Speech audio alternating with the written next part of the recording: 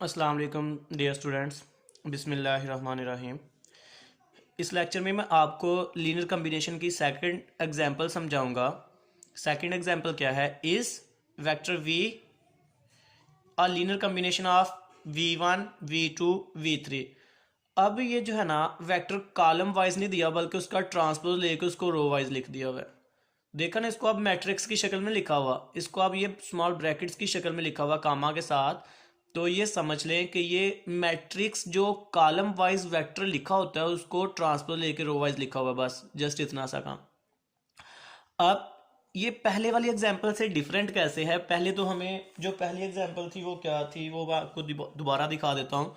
वो ये थी, हमें कहा हुआ था कि ये दो वेक्टर हैं v1 और v2, इनके लीनियर कम्बिनेशन बनाओ। तो मैंने ऐसे उनके लीनियर कम्बिनेशन के लिए c1 और c2 खुद से सिलेक्ट कर लिए। आप भी यहाँ पे चेंज कर सकते हो, इसको 0 लिख सकते हो, इसको 2 लिख सकते हो, इसको 0 लिख सकते हो, इसको 1 लिख सकते हो, इसको 3, इसको 5 लिख सकते हो। यानी इसके आप डिफरेंट मैनी लीनियर कम्बिनेशन बना सकते हो। जैसा आप c1 और c2 सेलेक्ट करोगे वैसा लीनियर कम्बिनेशन बन जाएगा। ये तो हो गया तब जब हमें दो वेक्टर दिए गए हैं और हमें कहा जाए कि इसका लीनियर कम्बिनेशन बनाओ, तो हम c1 और c2 खुद से कुछ भी सिलेक्ट कर सकते हैं। लेकिन अगर हमें एक वेक्टर के बारे में पूछा हो कि क्या चेक करो ये दूसरे वेक्टर्स का लीनियर कम्बिनेशन है, तो फिर हमने कांस्टेंट खुद से सिलेक्ट नहीं करने, फिर कांस्टेंट हमने बल्कि फाइंड करने हैं।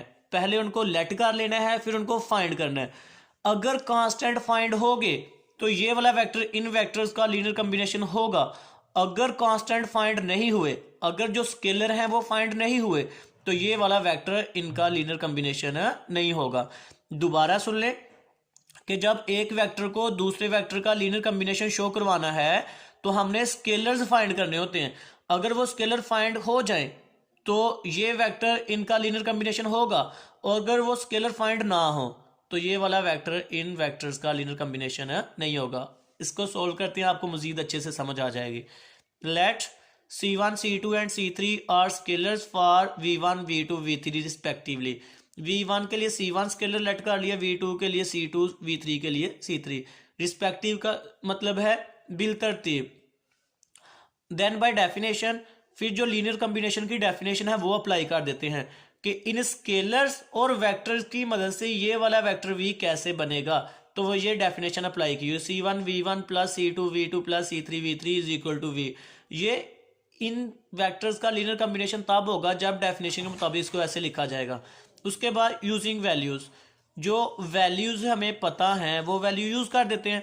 c1 का नहीं पता लेकिन v1 को तो पता है, ये v1 की वैल्यू वो दर्ज कर देंगे, v2 की वैल्यू ये दर्ज कर देंगे, v3 की वैल्यू ये दर्ज कर देंगे, और राइट साइड पे वेक्टर v की वैल्यू, राइट साइड पे वेक्टर v की वैल्यू ये दर्ज कर देंगे और इसको इक्वेशन नंबर ए का नाम दे देंगे।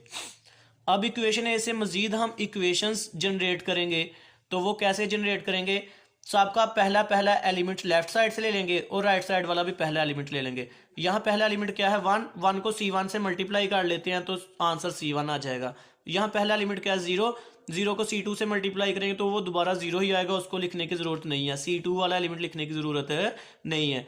यहाँ पे पहला एलिमेंट क्या है? 2, 2 को c3 से मल्टीप्लाई करेंगे तो 2c3 आ जाएगा, इक्वल लिखेंगे, और उसके बाद उधर से पहला एलिमेंट कौन सा है? 8, वो पहला एलिमेंट लिख लेंगे। उसके बाद दूसरा एलिमेंट क्या है? 2, 2 को c1 से मल्टीप्लाई करेंगे तो 2c1 आ जाएगा। यहाँ से दूसरा एलिमेंट क्या है? 1, 1 को c2 से मल्टीप्लाई करेंगे तो c2 आ जाएगा। यहाँ से दूसरा एलिमेंट क्या है? -1, -1 को c3 से मल्टीप्लाई करेंगे तो -c3 आ जाएगा। और इधर सेकंड एलिमेंट कौन है? 0, तो राइट साइड पे 0 लिख देंगे। अब दोबारा थर्ड एलिमेंट, थर्ड कौन है? 3, और c1 से मल्टीप्लाई करेंगे तो 3c1। इधर थर्ड एलिमेंट कौन है? 4, 4 को c2 से मल्टीप्लाई करेंगे 4c2, और इधर कौन है? थर्ड एलिमेंट 1, 1 को c3 से मल्टीप्लाई करेंगे तो c3, और इधर थर्ड एलिमेंट है 5, तो इज इक्वल टू 5 लिख देंगे। अब ये हमारे पास 3 इक्वेशन बन गई हैं। अब इन 3 इक्वेशंस को हल करके हमने c1 c2 c3 की वैल्यूज फाइंड करने की कोशिश करनी है। अगर वो फाइंड हो गई तो कैपिटल V जो है वो दूसरे v1 v2 v3 का लीनियर कम्बिनेशन होगा, और अगर स्केलर फाइंड ना हो सके तो हम कहेंगे कि जो कैपिटल V है वो v1 v2 v3 का लीनियर कम्बिनेशन नहीं है। अब ये 3 इक्वेशन को सोल्व करने के भी डिफरेंट मेथड है। आप इनको इन इक्वेशंस की शेप में ही सोल्व कर सकते हैं। या आप इसको मैट्रिसेस की शक्ल में लिख के क्रैमर रूल अप्लाई करके सॉल्व कर सकते हैं, या आप इसको मैट्रिसेस की शक्ल में लिख के इन्वर्स मेथड अप्लाई करके सॉल्व कर सकते हैं, या आप इनको मैट्रिसेस की शक्ल में लिख के एचेलॉन फॉर्म से सॉल्व कर सकते हैं, या आप इनको मैट्रिसेस की शक्ल में लिख के रिड्यूस एचेलॉन फॉर्म से सॉल्व कर सकते हैं। हमारा मकसद है C1 C2 C3 निकालना। तो जैसे x1 x2 x3 की शक्ल में लीनियर इक्वेशंस आ जाती हैं, उनको सॉल्व करते हैं, ये भी सेम वैसे ही है, बस यहाँ पे x की जगह पे c रोल प्ले कर रहा है। तो अब हम यहाँ से कोशिश करते हैं कि C1 C2 C3 की वैल्यूज फाइंड हो जाए। तो सबसे पहले हम क्या करते हैं, हम इक्वेशन नंबर 2 और 3 को ऐड कर देते हैं, 2 + 3।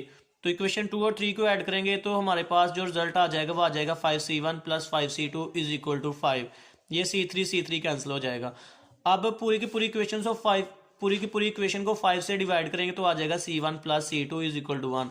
यहाँ तक मैंने इक्वेशन 3 का नाम दिया था, ये जो न्यू इक्वेशन आ गई है इसको मैं इक्वेशन नंबर 4 का नाम दे देता हूँ। उसके बाद नया काम हम क्या करते हैं, उसके बाद मैं कहता हूँ इक्वेशन 1 में प्लस करते हैं इक्वेशन 2 से मल्टीप्लाई करके। तो ये इक्वेशन 1 आ गई C1 + 2C3 = 8, और इक्वेशन 2 को 2 से मल्टीप्लाई करके इसमें ऐड कर देते हैं।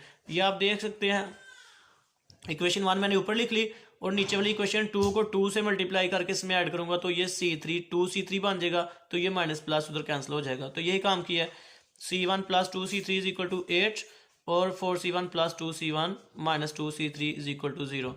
तो कैंसिलेशन करने के बाद हमारे पास आ जाएगा रिजल्ट 5C1 + 2C2 = 8।